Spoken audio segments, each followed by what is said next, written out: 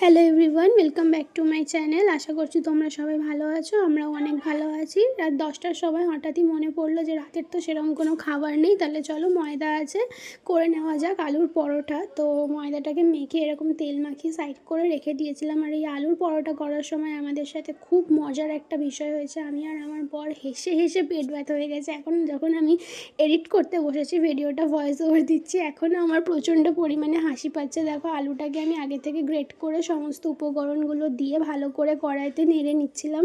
তোমাদের যদি আলুর পরোটার এই ব্যাটারটা মানে পুরটা যদি খুব বেশি নরম হয়ে গিয়ে থাকে, তাহলে একটু ছাতু দিয়ে শক্ত করে নিও। তো আমি সেটা জানতাম না, পরে জেনেছি। যাই হোক, তো এই মুড়তে গিয়ে প্রচুর হাসি পেয়েছে আমার আর আমার বরের, দুজনে মিলে মোড়ামুড়ি করছিলাম। দিয়ে কোনোটা ফেটে যাচ্ছে, কোনোটা খুলে বেরিয়ে যাচ্ছে, কোনোটা বেশি পুর হয়ে যাচ্ছে। বেলার টাইমেও খুব হাসি পাচ্ছিল যে কোনোটা ছোটো হচ্ছে, বড় হচ্ছে, লম্বা হচ্ছে, ঠিকঠাক হচ্ছে না। কিন্তু খেতে কিন্তু ভারী মজা হয়েছিল, খুব টেস্ট লেগেছিলো।